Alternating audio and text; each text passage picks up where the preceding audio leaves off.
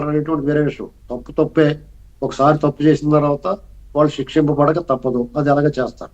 అయితే ఇక్కడ మన సందేహాలు ఏంటంటే, చంద్రబాబు నాయుడు గారు చెప్పిన ప్రధానంగా పోలీస్ వ్యవస్థని, అలాగే అప్పుడున్న అవినీతి అధికారులని, ప్రభుత్వ యంత్రాంగంలో ఉన్న వాళ్ళందరినీ ప్రక్షాళన చేస్తాం. నిజంగా చేయాలని. ఎందుకంటే వీటితో పాటు చంద్రబాబు నాయుడు గారు కూటమి ప్రభుత్వం ఒక వ్యవస్థ, ఈ దేశంలోనే మనం ఎవరో ఏమి అనడానికి, విమర్శించడానికి కానీ, వ్యాఖ్యానించడానికి కానీ అవకాశం లేని విచక్షణాధికారాలు కలిగిన ఒక వ్యవస్థ, న్యాయ వ్యవస్థ. ఆ న్యాయ వ్యవస్థ మీద మనందరికీ అపారమైన నమ్మకం ఉంది. కానూన్ కా హాత్ బహుత్ లంబా హై అని మనం చెప్పుకుంటూ ఉంటాం. ఇలాంటి పరిస్థితుల్లో ఆ వ్యవస్థ మనకి ఊపిరి. ప్రతి ఒక్కరికి ఆశ ఉంటుంది, ఎప్పటికైనా సరే శిక్షింపబడతాడండి. ఆ వ్యవస్థకు ఒక విజ్ఞప్తి చేయాలి.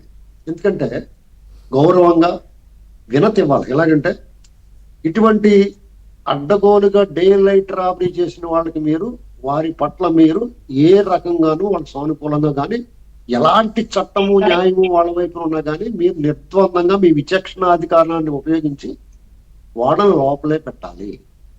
అలాగే ఈ అసభ్యకరమైన సోషల్ మీడియా, సోషల్ డెవిల్స్, వీళ్ళంతా డిజిటల్ డెవిల్స్, వీళ్ళందరినీ కూడా అదుపు చేయడానికి పోలీస్ వ్యవస్థ వాళ్ళ మీద చర్యలు తీసుకుంటే పోలీస్ వ్యవస్థ వైపే ఉండాలి. తప్పదు బంధునాశనం. ధర్మాన్ని కాపాడడం కోసం మీరు న్యాయం విషయంలో, చట్టం విషయంలో కొంచెం వెసులుబాటు కల్పించుకోవాలని విజ్ఞప్తి చేయాలి. వాళ్ళని ఆదేశించలేరు, విజ్ఞప్తి చేయాలి. ఎందుకంటే వారు కూడా మనలాగే ఈ సమాజంలో, ఈ దేశంలో పౌరులు, మనతో పాటు కలిసిమెలిసి జీవిస్తున్నారు. మనం ఎలాగైతే గాయపడతామో ఇటువంటి రాక్షసులు, రక్కస మోకల వల్ల వాళ్ళు అలాగే గాయపడుతూ ఉంటారు. వాళ్ళు కూడా అసభ్య సంభాషణలు వినలేరు. కాబట్టి ఆ విచక్షణ అధికారాన్ని తీసుకొని చేయాలి. అది ఖచ్చితంగా చేయకపోతే ఏమవుతుందంటే, అడ్డగోలుగా దోపిడీ చేసి గొర్రెలు దోచేసుకోవడానికి సహకరించిన రంగారెడ్డి బయటకు వచ్చేస్తాడు. జోగి రమేష్ గోడికి వెంటనే వచ్చేస్తాడు బయటికి. ఇలాంటివన్నీ చూస్తున్నాం మనం.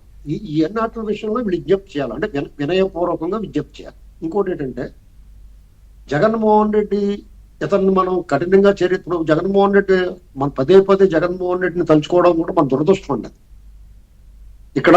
కానీ ఆయన మాట అంటారు కదా, రాజకీయం కోసం చంద్రబాబు గారు ఏమన్నా చేస్తారని మాట్లాడిన ఆయన ఇవాళ వారి తల్లి చెల్లిని రాజకీయం కోసం వాడుకొని ఆ తర్వాత వారి మీదే అసభ్యకరంగా పోస్టులు పెట్టిన వారిని కూటమి ప్రభుత్వం చర్యలు తీసుకుంటే ఖండిస్తున్నారు జగన్మోహన్ రెడ్డి గారు. అంటే కనీసం ఆలోచించాలి కదా.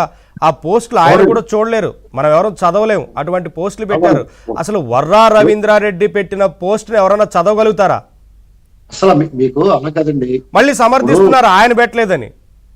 ఇప్పుడు సమాజంలో మొత్తములు, మద్యములు, అదములు అని 3 రకాలుగా వర్గీకరించబడింది. ఇందులో వీళ్ళ గ్యాంగ్ అధమాదములు, అంటే అదముల కంటే స్థాయి తక్కువ అన్నమాట. దురదృష్టం ఏంటంటే చంద్రబాబు నాయుడు గారిని ఒక లెజెండరీ పొలిటీషియన్ ఇలాంటి పనికిమాలిన వాళ్ళతో తలపడాల్సి వస్తుంది. వాళ్ళ గురించి అసెంబ్లీలో వర్రా రవీంద్ర రెడ్డి అన్నవాడి గురించి మాట్లాడడం అంటే అసలు ఏ స్థాయికి ఈ సమాజంలో రాజకీయ పరిస్థితులు మారిపోయినటువంటి చూస్తాం. ఇంకోటి ఏంటంటే, జగన్మోహన్ రెడ్డి తల్లి చెల్లికి అతను ఎవరికే ఎవరో లెక్కలేదండి. పరిత్యగించి ఉన్నాడు. అతనికి ఏదంటే అధికారం కావాలి, పెత్తనం కావాలి, డబ్బు కావాలి. ఈ 3 కోసం అని ఏమైనా చేస్తాడు, ఎవరినైనా ఉపయోగించుకుంటాడు, ఎవరినైనా సమర్థిస్తాడో, ఎంతకైనా దిగజారుతాడు.